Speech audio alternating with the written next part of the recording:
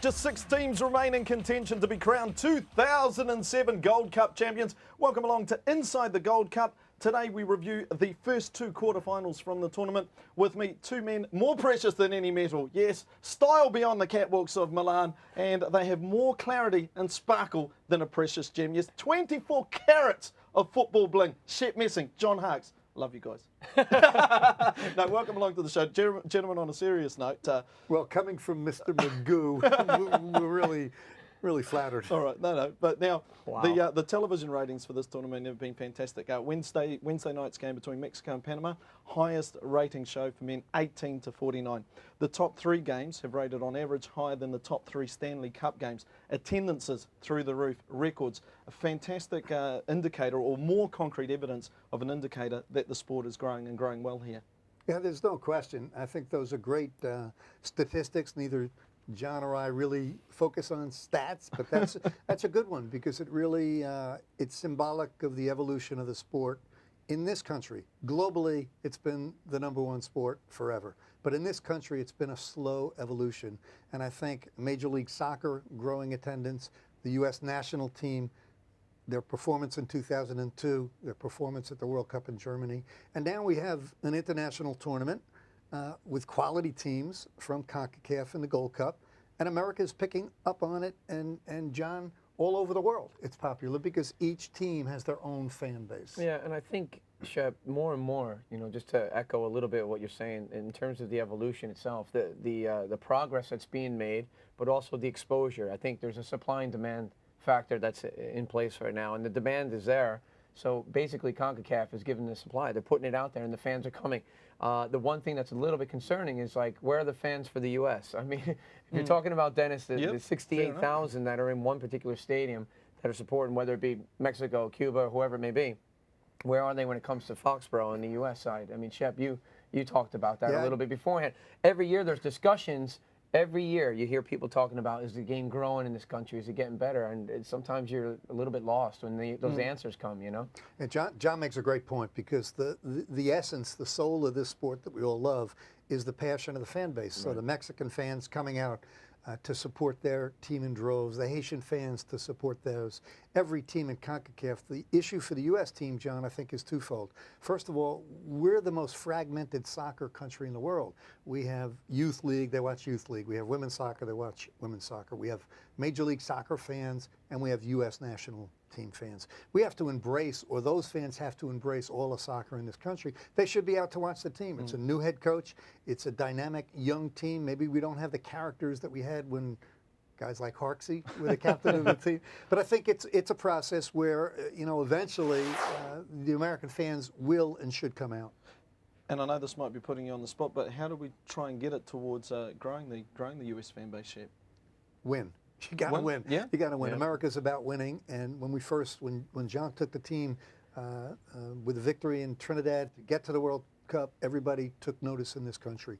When we did well in 2002, John, all of a sudden we were on the radar screen. I agree, and I think that, Shep, the winning process is, like you said, people want to attach to that. They want to be part of something. When it was a Cosmos and Shep played, and I was a ball boy at certain times, you got people coming because they're excited and they're interested. It's like, what's going on over there? Something's happening. I want to be part of that. So, I mean, you've rubbed elbows. Mick Jagger, Elton John, all these stars, they all want to be around that winning success, and it's a very good point. Having said that, you need characters in the game, but you also need marketing. So when it comes down to the exposure of the game itself, it has to be in the mainstream, in the national television. It has to be on ESPN. It has to be on ABC. It has to be in every single day TV.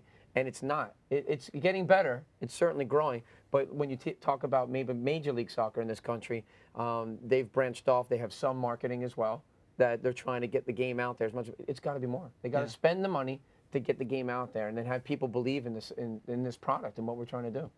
When you guys were playing, and I don't know if this has always been done here in the States, pardon me, I noticed that I went to one of the Mexico games, and I thought the marketing outside was just phenomenal. They had activities for the kids. It was like a big festival. People had the barbecues out the back of the car and they're having a cook up before they go into the game.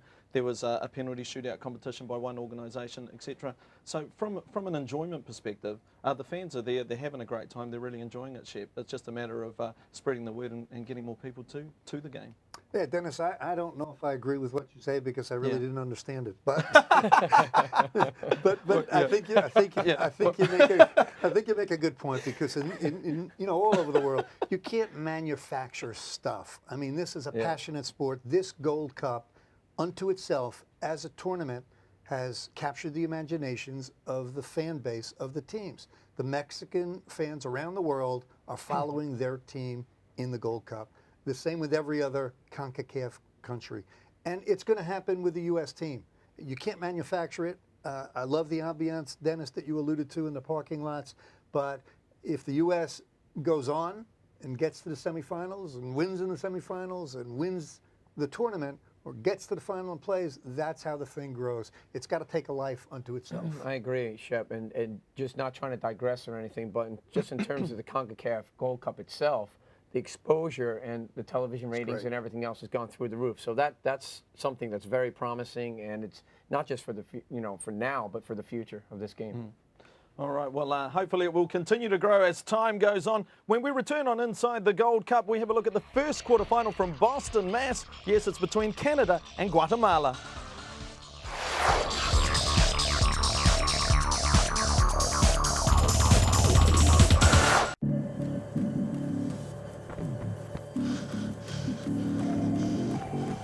At the Gatorade Sports Science Institute, we test athletes in the lab.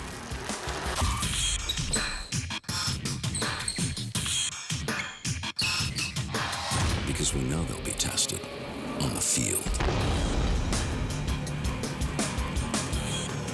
Gatorade, the most tested sports drink on the planet. The screenings that happen here might be fun or dramatic, but it's not real life. There's another screening that is real life, and it could save your life. It's a screening test for colorectal cancer, the second leading cancer killer of men and women. Screening finds precancerous polyps so they can be removed before they turn into cancer. I got screened. Now it's your turn, so you can stick around and enjoy the show. If you're 50 or older, get screened for colorectal cancer. Work like a pro. Play like a pro. Tackle tough jobs.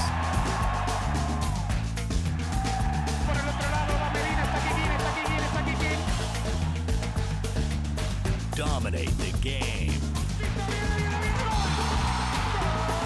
Destroy the competition.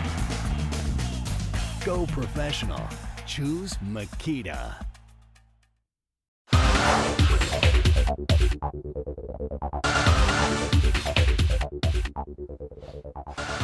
This is Inside the Gold Cup, the only show you need to watch if you want all the analysis through the competition. The quarterfinals began on Saturday in Boston, Mass, and the first one was between Canada and Guatemala, and this Canadian side, Shep, a very, very solid team.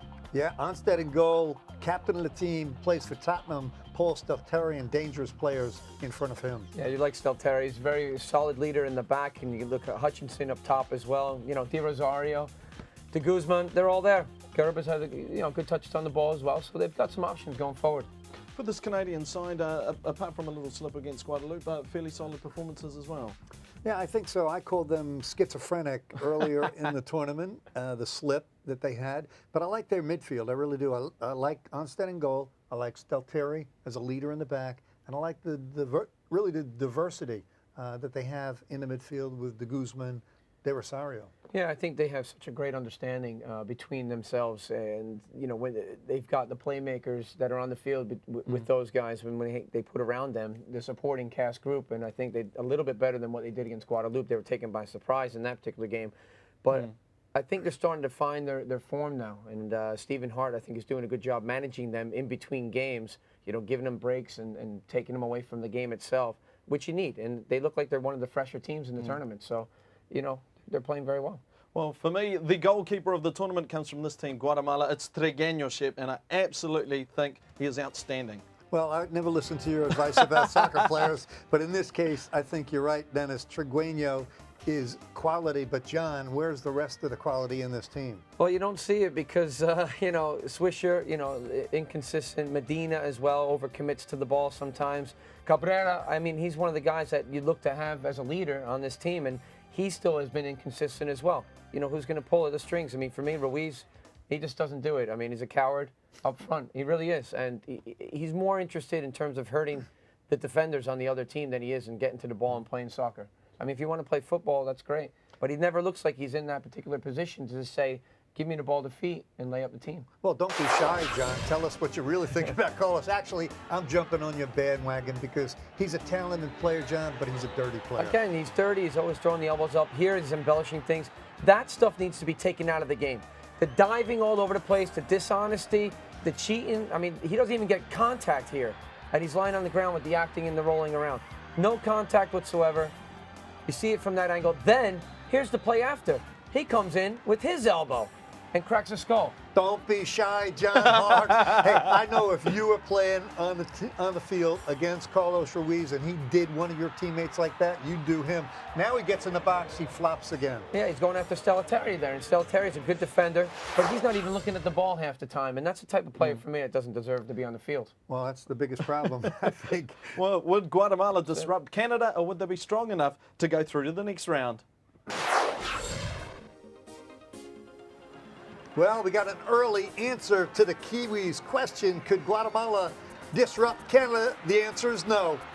Stelteri plays the ball into the box. Gerber, watch him. John, is he passing or shooting? Doesn't matter. End result, back of the net. Yeah, you're taught to hit to the back post. He does that. Look at his combination play, though, Shep, and this ball just played right across. Great finish as well, and that's the combinations we're looking for from Canada going forward. Perfect triangle. Hutchinson plays it. Guzman, first touch. Gerber inside of the right foot. That makes it 2. And then, well, that's going to be considered an own goal off Medina. Medina was marking Gerber. That's a tremendous first half. Yeah, and then again, look, Di Rosario on the other end here. He should finish this opportunity, but at least they're creating them. The goalkeeper in the right position, the right place at the right time. De Guzman with a great strike, just missing the near post there, Shep, as well. Yeah, they absolutely shredded Guatemala. This the only real half chance.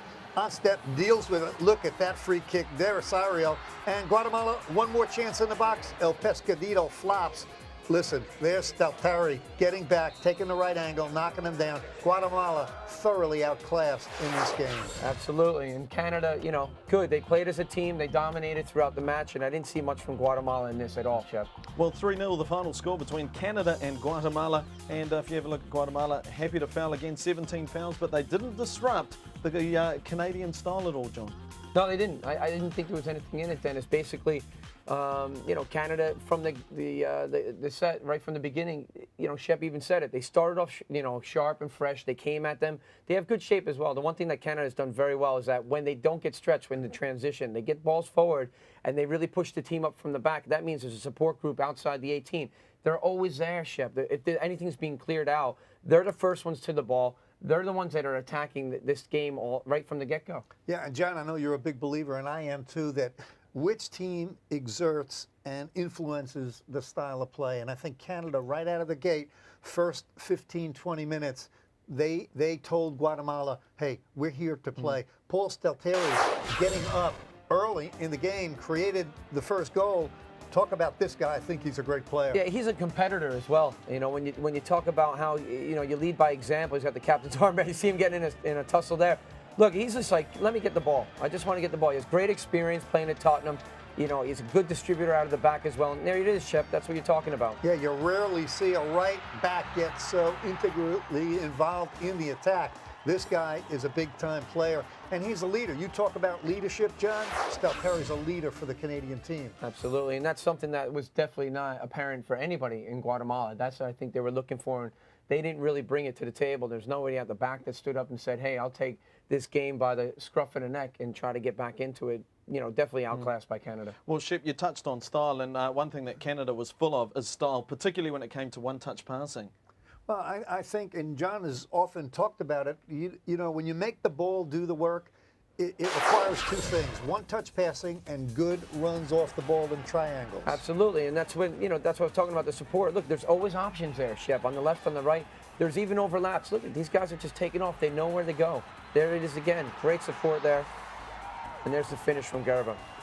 Yeah, that's textbook where the triangle's moving up the field together. Again, Canada always in a triangle with options. Lay the ball back to Guzman with the shot. Okay, you get a deflection, but they created their own luck by moving up the field tactically sound. And that's the supporting angles that you want from your team, no matter what level you're playing. This is all you teach that from the youth level all the way up. If we're putting the ball into the attacking end and we're going to squeeze our defense, at least let's push up the field, make it compact, and keep them in their half so that you force them to cough up the ball, and then you can go from there. That's something that Canada's done a very good job of. Whether or not it's Stella Terry who's doing the leadership from the back and orchestrating and talking and communicating, or Stephen Hart, he's prepared them in training, and they look very good.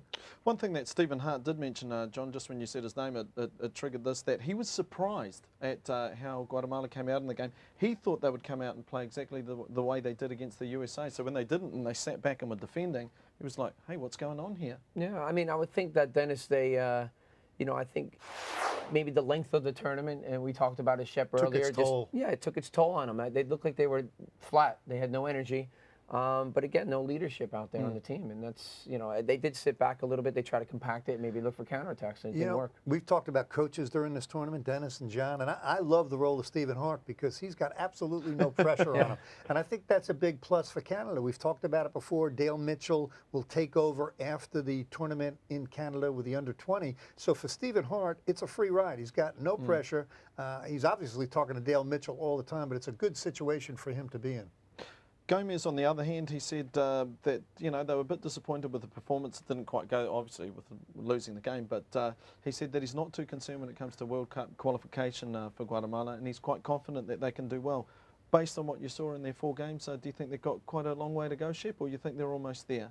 Well, if he says he's not disappointed, he needs a wake-up call because this is a team, I think, that is in trouble in terms of they're in transition. The old guard, the Carlos Ruiz of the Guatemala team, you cannot count on him if you're going to get through World Cup qualifying. So he can lick his wounds. Gold Cup 2007 is over, and you know what? It's not my problem. John, would you agree that they've got a wee way to go, or do you think they're not too far off? Yeah, I think they're just not that good enough as a side. Right through the team, they've got a lot of work. And in terms of just not the individuals and not winning their battles on the field, but also just collectively as a side, you don't know what style of game they're trying to play. And it seems like each of the players, whether it be in the back line, the midfield, they're not connecting properly. And then you look at the guys that are up front, it's too disjointed. It's fragmented all over the field. They're not playing as a solid unit, and they got a long way to go. Now, as a fan that quite often will pay their money and go and watch a game, I get really frustrated at seeing players like Ruiz. I'm going to jump on your bandwagon here. You actually don't enjoy watching it. It spoils the game. A player that you might have paid 50, 60, $100 to go and watch get sent off or something like that. One thing you touched on is it's got to be stamped out of the game. Any ideas on how we can do it, John? I do. I had this discussion last night with a few of my boys after the game.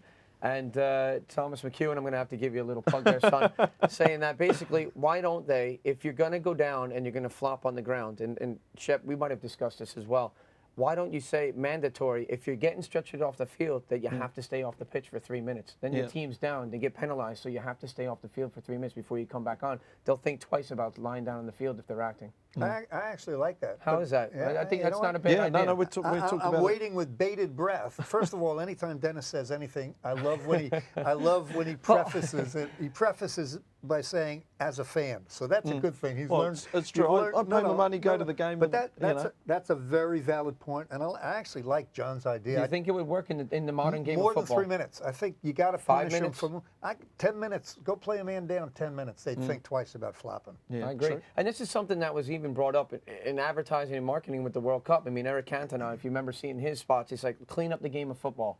No more cheating, no more diving. Let's clean it up. And it just, there's no room for it. It needs to, the game's a gentleman's game from the past, historically speaking. And you know what? The players are so good that they'll adjust. Carlos Ruiz could be a good player if that element were taken out of his game.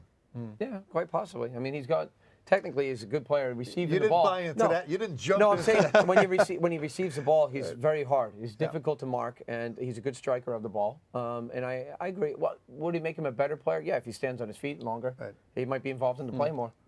All right, well, will we see it introduced into the game? Yes, you get stretched off the field for 3 minutes, 10 minutes. We'll see if it happens in the future. When we return, it's the second quarterfinal between the USA and Panama.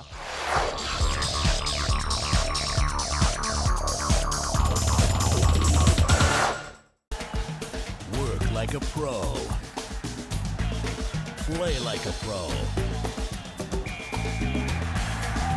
Tackle tough jobs.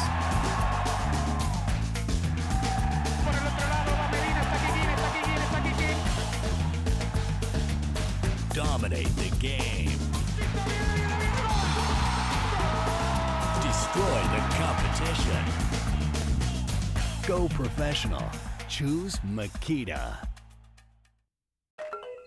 Through the Football for Hope movement, FIFA is committed to protecting children and their rights, furthering social integration, and peace and reconciliation. Football for Hope champions health promotion and anti-discrimination.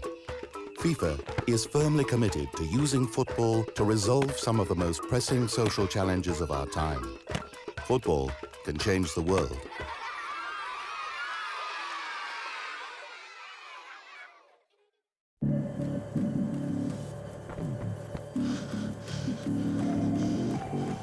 At the Gatorade Sports Science Institute, we test athletes in the lab.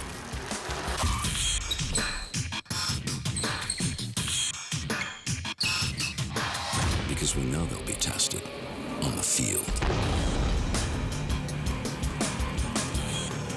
Gatorade, the most tested sports drink on the planet.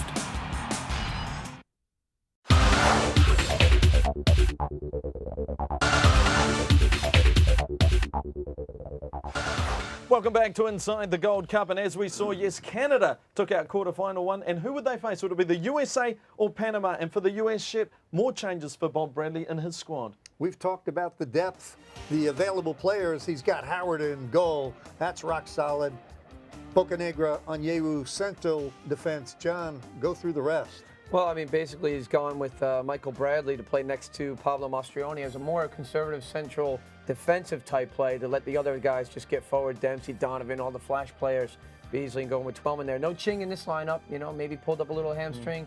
Still trying to figure out what's happening with Ching. I like him on the pitch. So, yeah, a lot of changes there. You know, no Michael Parkhurst as well, you know, so he had his chance. So, you know, and he's got an opportunity there to play maybe Bocanegra as a left back. And he's playing him central here. And Bocanegra's a very good leader. Does well. Sorry, Shep, when you saw that, and I'll start with you, Shep, how did you feel about this lineup when you first saw it? Well, I think John touched upon it, that I really think it was almost a little bit tweaked to be more on the defensive side of the ball. I think this U.S. team was confident, John and Dennis, in their ability to get forward to create against Panama, but having watched Panama against Mexico, they had to be concerned about Panama's ability to get the goal. So I think that's reflected. Benny Feilhaber didn't play. Michael Bradley more of a defensive midfielder alongside Mastroianni. Like you said, John, they got the flash players up front.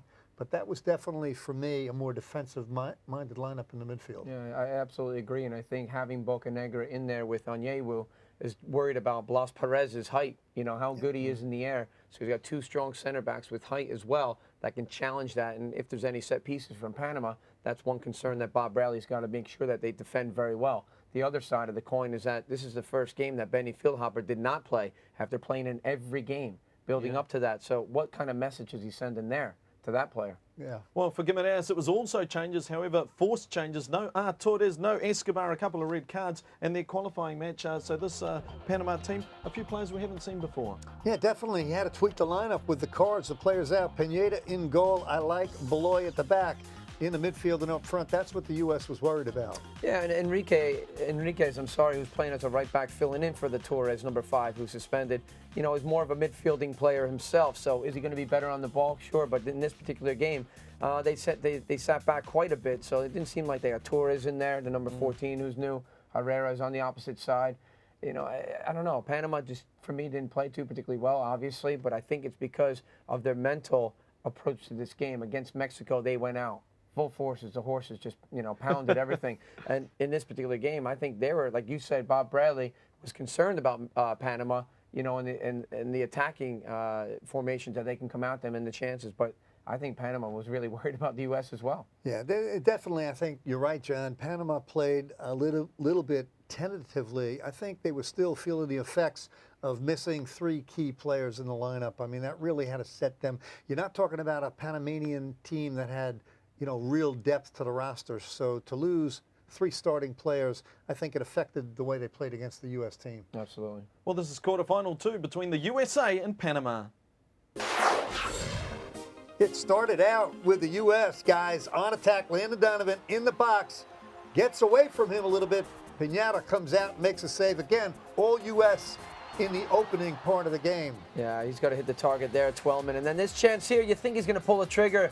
Landon Donovan waiting a little bit too long, closing his own angle down. U.S. just continued to get opportunities. That's Clint Dempsey trying to get the right foot on the ball. Finally, Panama gets an opportunity. Perez blasts it wide of the post. Look at this one. Taylor Twellman can't buy a goal. Yeah, you can't buy a goal. Get Dempsey out of the way, son. If you're not involved in the play, move, shift. And this chance on the other end here, and this is Landon Donovan on the break and basically manhandled. Look at that. That's Rivera, took him down, and Landon Donovan at his best, running into space, caused the penalty, and then he converts. And the one thing, too, there was a lot of energy from this U.S. side. Frankie Haydick there involved. Look at this ball from Beasley. Bocanegra, how dangerous is this boy on set plays? Great header from him. Yeah, Hawksy, this is one of the strengths of this U.S. team. The lineup, the size, the strengths you alluded to. And now Clint Dempsey takes a little bit of a flop, but for Torres, that's going to be his second yellow. Bang, bang. I like the way the ref did that. Yellow, red. And now Panama down a man. Oh, you wonder if Torres are they related, because both of them have been sent off in consecutive games. This thing here, I have no idea. Son, you're not in the playground.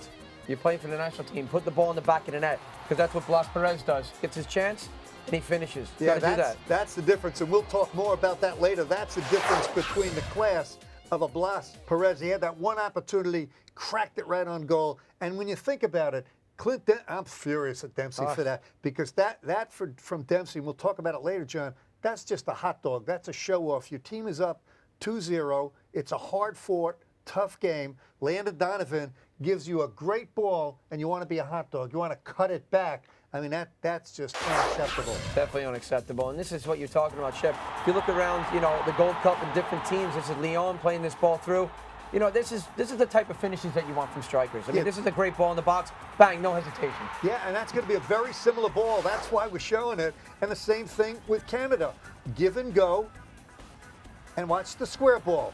What does Gerber do? Simple. Inside of the right foot, bang. Those are 2 great goals. Very similar situation. Now watch Landon Donovan and Clint Dempsey. He's a hot dog. He's a show-off. That wasn't for any other reason than he wanted to look good. Could have struck that ball first time, put his team up 3-0. And you know what? Bob Bradley had to be thinking just what you and I are, John, because he yanked him out of the game. Yeah, he yanked him out of the game. Bob's not going to put up with that stuff. I mean, this is, the national team, son. You get a chance on goal, you got to finish it. That's the difference between winning and losing. You always say, if you miss those opportunities, it can be very costly at the other end. It'll hurt you, come back and haunt you. And look, Perez goes down and scores a goal. It could have been 2-2. I mean, they really could have gotten another goal. For me, it's just unacceptable. I don't know. What are you thinking about this level? You know what I mean? I mean, seriously, it's just Dennis, unacceptable. that's something I'd expect the Kiwi Dennis to do. If Dennis were on the field, and I've done it many a time. It's called great left peg, though. Yeah, he's good in the air. Now, tell me what concerns you from the US game, Shep? Well, apart from the finishing. I would think that the finishing is the number one issue they have to deal with. Bob Bradley, John and Dennis, has some options up front that he's going to have to figure out. This game really, I'm not saying Taylor Twellman is not a classic target striker, but yeah, I'm saying he's not. I mean, not in the mold of a Brian Ching or Brian McBride, So Bob Bradley has to figure out, do I want 2 slashers up top like Landon Donovan, Clint Dempsey? Do I want an Eddie Johnson? Do I want a Brian Ching? He's got to settle his midfield. I think he's solid in goal, and I think he's got options at the back. Yeah, I think so too. I agree with you. For me, I like seeing Ching on the field. I think he's a good finisher. He's a good target player as well, and he brings other people into the game. You got Eddie Johnson's pace, and he can get in behind people and open up the game as well. So there's a good combination possibly. Whether or not these 2 are fit, injured, or whatever it may be. Bob obviously has his decisions to make. He's in there every single day with training, so he's playing what he thinks is going to be a successful team to carry them to the next group phase. At the end of the day, look, you got to have a combination that works, and these players have got to complement each other. It can't, be one player up top, and maybe this guy's going to get tight to him and play off of him as a lazy striker. I mean, Pick two guys. Let's get them working together in training, and it's a national team. And John, that's the challenge, though, for a new national team head coach, where Bob Bradley comes out, and I support it. He's saying, look, out of all the tournaments this year for the U.S., we need to win the Gold Cup. Yeah. Gold Cup's number one. By the same token, this is an evolution. It's a process for Bob Bradley in terms of putting his team together, figuring out his unit that's going to take this U.S. team, hopefully through qualifying to the 2010 World Cup. And Bob, look, he's a smart guy. He understands that this is a kind of a transition phase as well, not just for him, but the players getting used to him. And there's a certain style that Bob wants to play. So, you know, he's going to take his time. He has those options, like Shep said, people coming off the bench, they can fill in. And I think they're capable of playing very well, these strikers, when they get on the pitch. But in terms of having a pure finisher up there, I think that's what they're lacking. You know, Dempsey's an entertainer. He's good on the ball, takes chances. It really makes things happen in the game. I know that. Yep. But on the other end of it, is he a pure striker? Is Twellman a pure finisher? Yeah. You know, they're hardworking players up there, but where's the goal scorer? Where's the real nose for the goal, sniffing it out, getting across the near six, across your defender, being courageous, diving in the box? These are the things you need. Dennis, to answer your question one more time, we've gone on. But a concern for me is you play against a team from Panama that was very good, but missing key players, and yet in the flow of play, the U.S. could not score. They got a penalty kick. They got a set-piece goal from Beasley to Bocanegra. It concerns me that the U.S., in a game they dominated, had their opportunities, couldn't get a goal out of the flow of play. Right. Okay, let's look at another aspect of the game. I remember in the preview show you said you're a little bit concerned about the youth, the inexperience at the back. Probably about 5-10 minutes into the second half, we saw Panama making a bit of a push. How did you think they coped with the Panamanian push there? I didn't think they coped too well, actually. I mean, they weathered a little bit of the storm, as they say, but in terms of being, they were sloppy. You know, I think there was sloppy defending, not a lot of, you know, leadership in the back, and being sure of yourself. I mean, this here, Frankie, sticking the ball up, but look at the shape of the guys, reacting slow, standing around. I mean, boys, you got to be prepared here again. This could have been a penalty. You got 5 guys dropping Can't back clear into the your ball. own penalty area, and you can't get the ball out. You like it to be sharper, crisper, cleaner, and more assertive in the back. Absolutely. Another ball here. Blas Perez is laying it down. This is the one that leads to the goal. 2-3 guys getting around the ball, a bit suspect. No one really knowing. There's like gray areas. Who's going to tackle the ball here? Yeah, it's really Gets a bit lucky. Ralston comes in late. I think Onyewu and Frankie Heideck, they didn't know what was happening. So I think John and I both, Dennis, saw some areas of confusion. We didn't see a very organized, compact defensive line that knew what they were doing. Right, and then, you know, you talk about different, you know, he's shifting players in the back as well. You know, before he had Parkus in there, now he's got Bornstein playing out the side, he's got Bocanegra in there next to Gooch. I mean, he's got different formations and players that he can choose from. It's just when you get out on the pitch, you've got to be solid in the back. You got to defend properly, and I didn't think they did that too well in this game with the U.S. Yeah, by the way, John and Dennis, you know, we always talk about the players in the attacking third need the chemistry, the feel, the innate sense of playing with each other. Well, John's been on the defensive side of the ball, and I'll tell you what, you need that same comfort level in the back. You've really got to be able to read the guy next to you, what he's doing, who's going to cover, who's going to track back, and that comes with playing with each other. Absolutely, and that's the thing, Shep, when we talk about shifting the team from one game to the next and 4 or 5 players changing over, you know, it's hard to do that. It's hard to get used to a player's style of play and the chemistry, so, you know, that's a difficult thing right now. Okay, so you're Clint Dempsey, you know the coach has taken you off the field because you haven't been performing, I think you called it hot dogging, etc.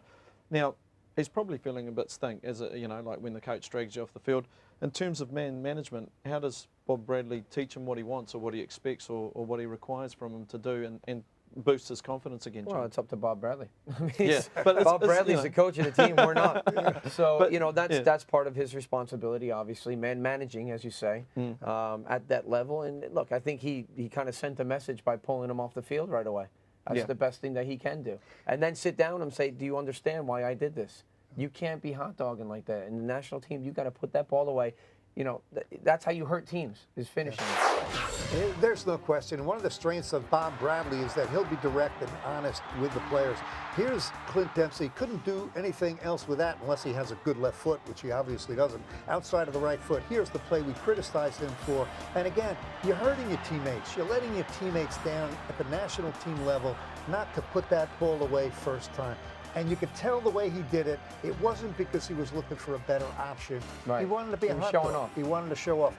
And that's not acceptable. Bob Bradley took him right out of the game. Dennis, to answer your question, again, We both know Bob Bradley, and Bob Bradley, one of his great attributes, he'll be direct, he'll be honest. As John said, he's going to sit Clint Dempsey down. He's going to tell him what he expects him to do. But at the end of the day, and John's seen it throughout his career with many different players, and so have I, at the end of the day, it's up to what kind of guy that player is. Either he's going to become the best player he can, or he's not. And that's something only deep inside within Clint Dempsey we're going to find out. Bradley will reach out to him. The rest is up to the player. Well, that's a great point, Chip, because some guys might get a bit of a drop in confidence and not be able to perform next game, or other guys might, as you said, take it on the shoulders and go, right, this is what I need to work on to become a better player. So. I agree with you, Dennis. Yeah, and that's what coaching is all about. John knows that better than I do, that you can't treat every single guy the same psychologically. Some guy needs a pat on the back. Some guy needs to be yelled at. So Bradley, as we said, he'll be direct. He'll tell Clint Dempsey the truth. And anybody else, you know, we've talked about Onyewu. To me, John, he showed me some signs of immaturity as well. Yeah, I mean, I agree with you, Shep. I think that immaturity comes across in just the way that he's defending, putting himself in bad positions, coming in late. It's like emergency defending. You know, Bruce Arena always says that, and some players are emergency defenders. You don't need to be that. If you're smart enough and read the game, you put yourself in good spots to then make plays happen and defend properly. But, you know, he seems clumsy, and he's almost playing like a thug. I mean, really, that's what it seems like. Well, next up on Inside the Gold Cup, we preview the semi-final between Canada and the USA. In the meantime, here's a little bit of trivia for your information.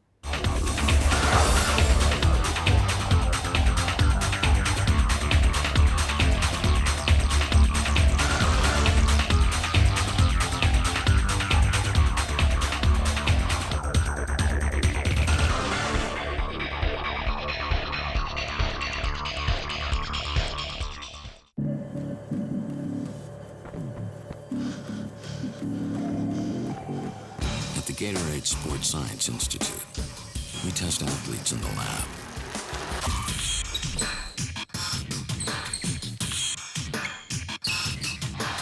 Because we know they'll be tested on the field. Gatorade, the most tested sports drink on the planet. The screenings that happen here might be fun or dramatic, but it's not real life. There's another screening that is real life, and it could save your life. It's a screening test for colorectal cancer, the second leading cancer killer of men and women. Screening finds precancerous polyps so they can be removed before they turn into cancer. I got screened. Now it's your turn, so you can stick around and enjoy the show. If you're 50 or older, get screened for colorectal cancer. Work like a pro. Play like a pro. Tackle tough jobs.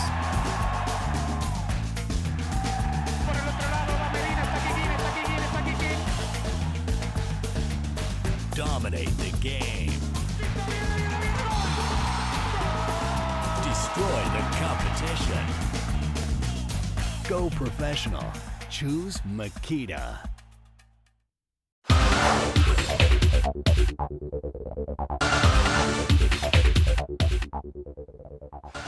If you're looking for technical analysis, you've come to the right place. This is Inside the Gold Cup, and if we have a look at the brackets, this is how both the USA and Canada progress through. No, that's not what it's about.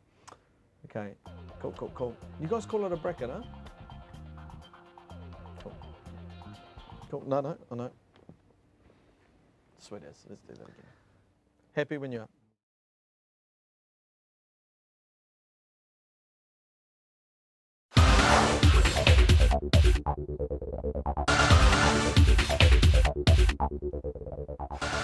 If you're looking for technical analysis, you have come to the right place. Yes, the show is called Inside the Gold Cup, and that is exactly what we do about the tournament. Now, if we have a look at the brackets, yes, this is how the USA and Canada got to play off in the semi-final. As we saw, Canada with a win over Guatemala, the USA with a win over Panama, and then tomorrow Honduras play Guadeloupe, and Mexico take on Costa Rica. Now, in terms of semi-finals, Canada and the USA, they've met twice before, once in 2002 in the semi-final. The USA beat Canada 4-2. I'm looking at these kiwi fruits that these boys are holding up.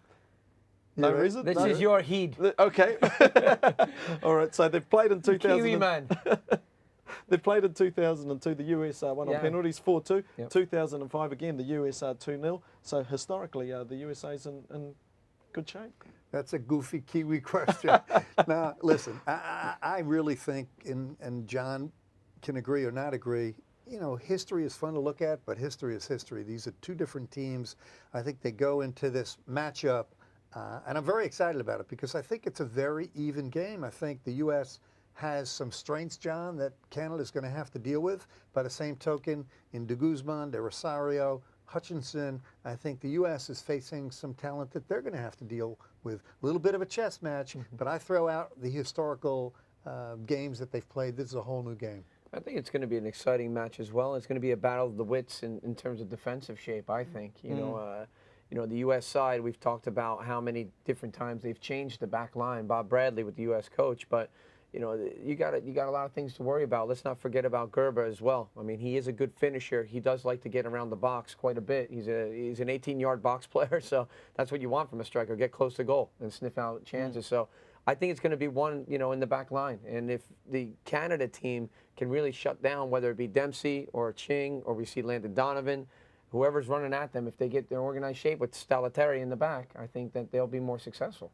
Do you think Bob Bradley will make changes again to compensate for the way the Canadians play shape? Yeah, I do think he's going to tinker with the lineup again. I don't know what it is because I think, again, a key matchup for me in this game is two of the best midfields that I've seen in this tournament.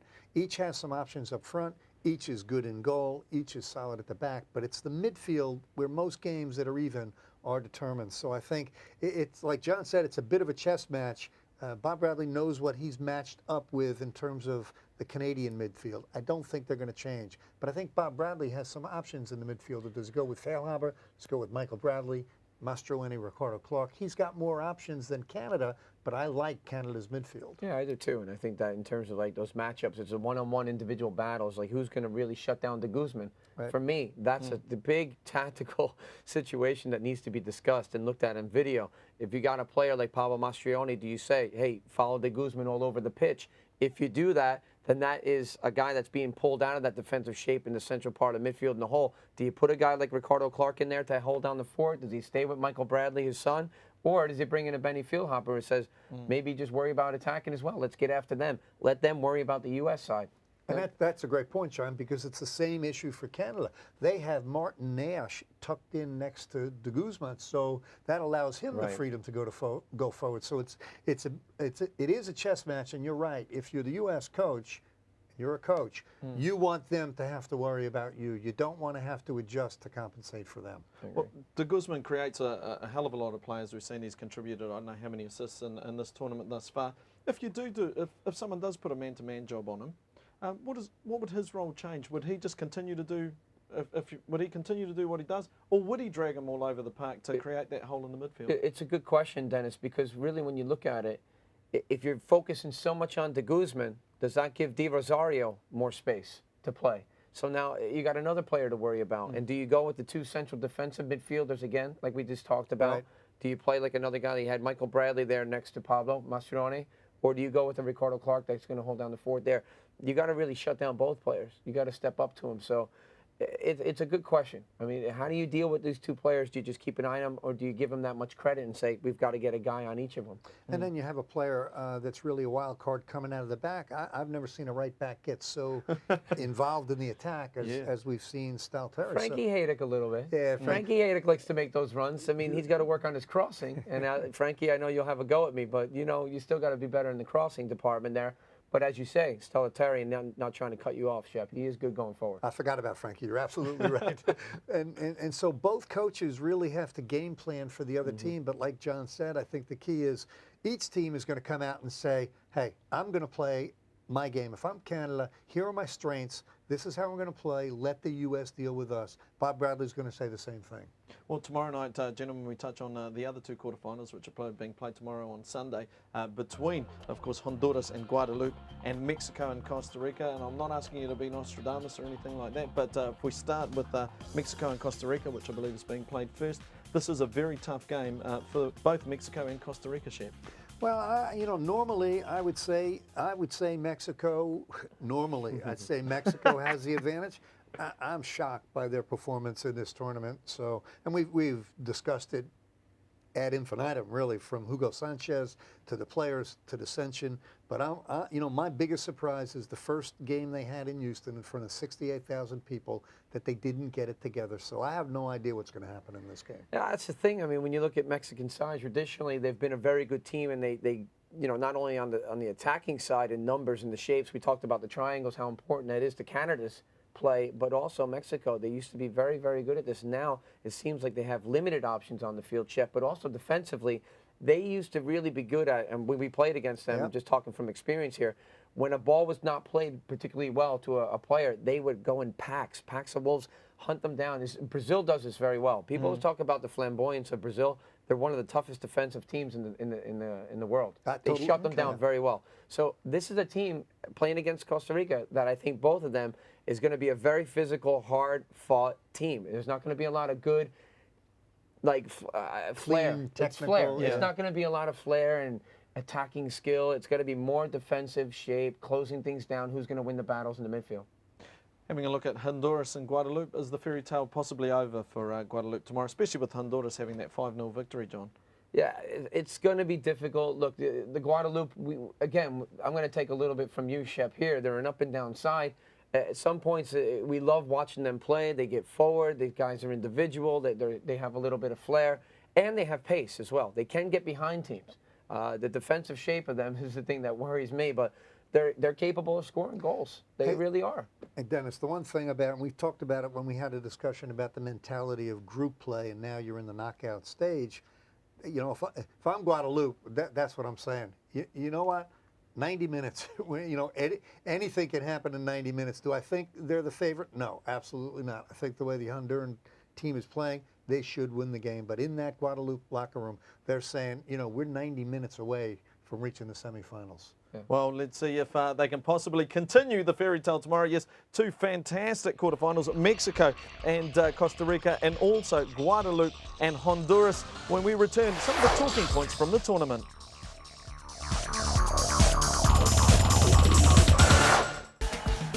Work like a pro. Play like a pro. Tackle tough jobs.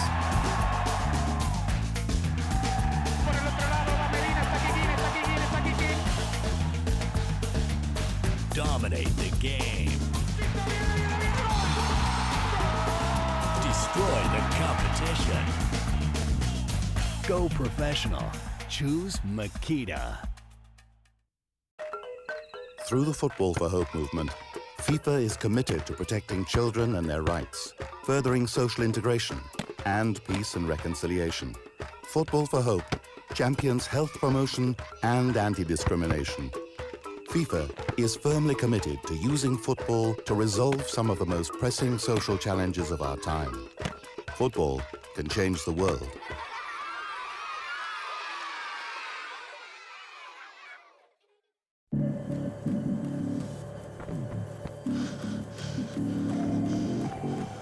At the Gatorade Sports Science Institute, we test athletes in the lab.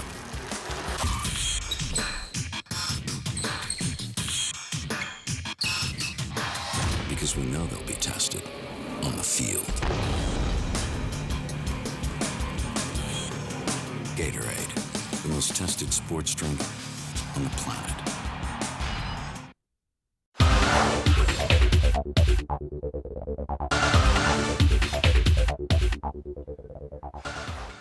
Welcome back to Inside the Gold Cup, and yes, one of the talking points with any tournament right around the world, whether it's the Gold Cup or the World Cup or the Club World Cup, John, is one of the things we touched on is simulation, is some of the dishonest characters and the consequences that go for the guys that it wasn't their fault. And the example I'm thinking of is Stelteri. Cops a yellow card for a foul on Ruiz, and he wasn't the one that committed the foul. If he gets a second one in the semi-final, he misses out on the final. It's a case, Dennis, of mistaken identity. Yeah, I mean, basically, referee, we want the acting out of the game.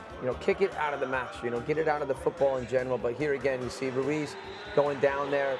The yellow card, as you just described, goes to Stelteri, but it wasn't the guy, he wasn't involved in the play. I think it was Bernier who actually comes across here late, steps on his toe a little bit. Luis looks like he had a landmine that just blew him up in the air. It needs to be kicked out of the game. Here again, Torres, missed that because of Guadardo going down. And then this chef as well. I mean, he never got touched. Blanco was right there, watch. Never touched. He goes down like he shot. And it's an element of the game that nobody likes. The mystery sniper. Yeah. It's a mystery sniper up in the sky. No, look, one example that I remember too, and you guys might be able to cast your mind back, is 2002, Brazil played Turkey in the World Cup finals there. And there was this incident where the Turkish boy, and I can't remember his name off the top of my head, kicked the ball to Rivaldo because Brazil were up by, I think, just a solitary goal. And he was trying to waste a bit of time, and so he kicked it at him just to speed up the play so they'd take the corner and get on with the game. And Rivaldo, again, goes down like the mystery sniper. Kid gets a red card, and it was his final World Cup tournament, misses the next game, and that happened to be Turkey's last game. Now, I personally think that's tragically unfair, and there should be some way that if instances like that happen, that we can do something about it, and the guy can play the game, particularly if it's something sentimental like that. It's your last tournament ever, Shep. It's sentimental. I love my boy. No, sorry, I get a bit passionate about that, but I just think, it's... Look, Dennis, it's a valid point, and I think we've all been discussing the same thing. At the end of the day, no matter which game, what tournament, wherever it is all over the world, Gold Cup, World Cup, you want to get it right. I mean, the players are running 6-7 miles, fighting hard. They've trained all year. You don't want a game determined, the outcome determined by a fake, by a player simulating something, flopping, exaggerating. Nobody wants it. I kind of like the Harksey rule we came up with, which is, it's good. And John had a serious suggestion.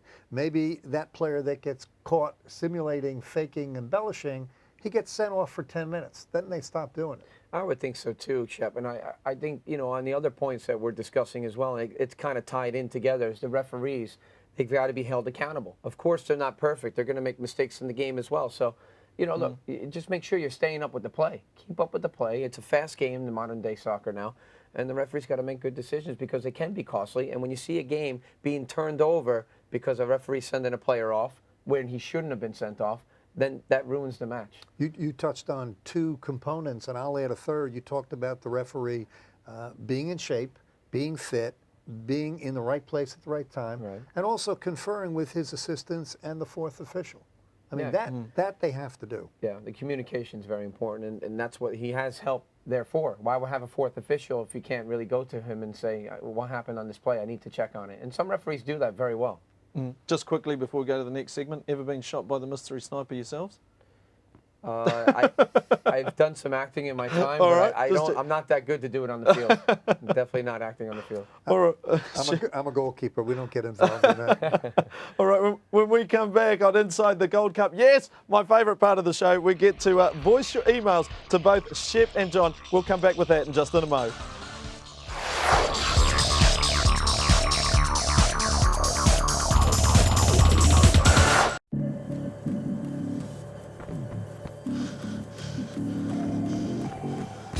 Gatorade Sports Science Institute.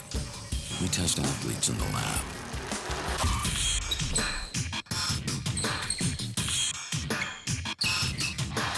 Because we know they'll be tested on the field. Gatorade, the most tested sports drink on the planet.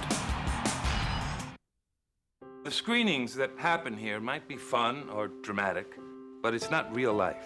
There's another screening that is real life, and it could save your life.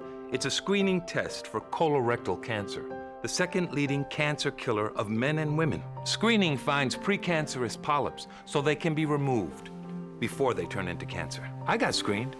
Now it's your turn, so you can stick around and enjoy the show. If you're 50 or older, get screened for colorectal cancer.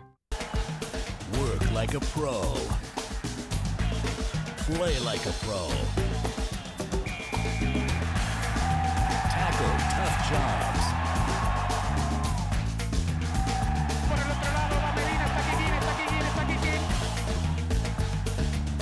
Dominate the game. Destroy the competition. Go professional. Choose Makita.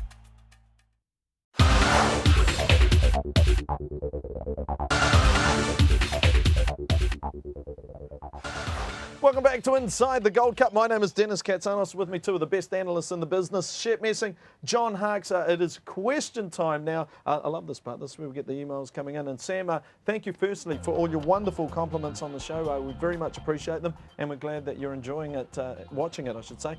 Now, Mr. Messing and Mr. Harkes, I like that start. What is the future of the forward position for the US men's national team? I like the US in a 4-3-2-1 with Donovan and Dempsey as the two, and then Ching or Eddie Johnson as the one striker up top. I'm not a big Twelman fan. And also, John, he goes on to say at the end to Mr. John Harkes, thank you very much for all your hard work at DC United. Oh, very nice, very nice. Must be a DC United fan. Thank you, Samuel. It wasn't hard work, actually. I enjoyed doing it. It was a lot of fun. So thank you very much for your compliments. I'll take the first shot at it say. as a former goalkeeper. First of all, it's a very intelligent email, Sam. I appreciate it because I agree with it. So that's why it's good. I'm not sure that Taylor Twellman is the answer up top. I really like Brian Chang. I like his physicality.